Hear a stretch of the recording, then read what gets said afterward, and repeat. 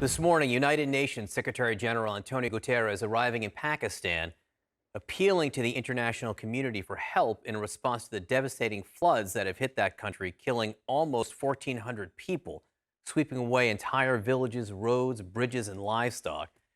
CNN's Clarissa Ward joins us now live from a shelter for the displaced in Karachi. And Clarissa, I imagine there's just so much of a need right now.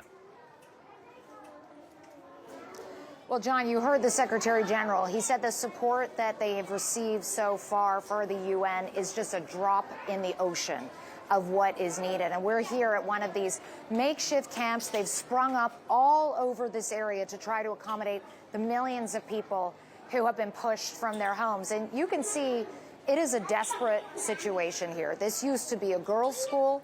People are sleeping on the floor. There are flies everywhere. There are 50 families sharing a single bathroom. A lot of the people we've been talking to have been here for weeks. They're sick, many of them. They're lucky to get food, but simply put, this is not a sustainable situation, and this is also an incredibly expensive situation for the government of Pakistan. The army chief telling the UN Secretary General that they have spent roughly $30 billion. That number is only going to go up because guess what, John? The people we're talking to here say that even when those flood waters recede, they don't want to go back to their homes because they're too fearful that this will happen again. Take a look. Stopped in Sindh province, but the waters are not subsiding. The city of Siwan had been something of a sanctuary for some of the more than 6 million people displaced by the floods in this region. Now the main highway has become a waterway. Smaller roads into the city are choked with traffic.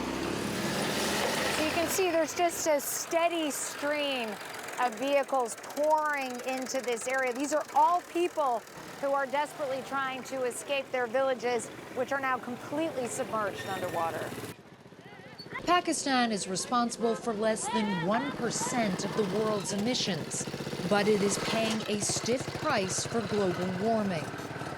Heavy monsoon rains and melting glaciers have left nearly a third of this country underwater, wiping out villages like Seta. When the floods hit, residents carried whatever they could save to a narrow strip of land by the roadside. So this is how you're living now? Inam Seto has been living in a makeshift shelter for over a week. There's no gas to cook what little food they have left. Outside aid has yet to arrive, and the prospects of returning home anytime soon are dim. It's very painful to see, but where can we go, he says. This is my ancestral village. A few miles down the road, locals are racing to stay ahead of the relentless waters. The government left them sand to make sandbags, but little other assistance, overstretched by the unprecedented scale of the crisis. So just so I understand, you are building up these dikes to try to stop that water from completely destroying your village. There's too much water coming in, Imran Uto tells us, and we're afraid of it. He's showing how deep it is. Can you see how deep that is? One man plunges into the floodwater to show how high the waters are. The flooding here has now reached its cruelest phase. The days no longer bring rain, but nor do they bring relief. And for the many who have lost everything, there is nothing to do but wait. John and Brianna, the UN Secretary General said to the international community that more needs to be done and more needs to be done now, not just out of solidarity, but out of justice. You heard in that piece Pakistan contributing a microscopic amount of the world's emitting gases, paying the heaviest price. Guterres also said that the world's attitude towards combating climate change amounts to insanity at this stage, to collective suicide, if the international community does not get on board to try to deal with this country and support countries like Pakistan that are paying the heaviest price. Yeah, and watching it unfold, how many people it is affecting here. What are these families telling you, Clarissa?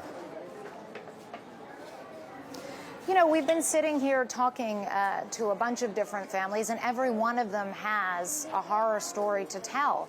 They are in a state of acute poverty. Their houses have been destroyed. We spoke to one family who sold all their livestock to make it here to Karachi, and now they're subsisting on the handouts they get twice a day. They say, we're grateful to have that food to keep our family alive. But in the long run, this is not a sustainable solution. And as I mentioned before, and what has just been so striking, talking to a lot of these people, they don't want to stay here, but they don't want to go back home because they say until we see meaningful change in terms of combating the climate crisis, and as long as we continue to see these terrible, epic floods every single year, why would we go back? Why would we invest in rebuilding our homes when we could find ourselves in the exact same situation in 1 year's time, Brianna? Yeah, and it is an understandable fear. Clarissa Ward, thank you for that report.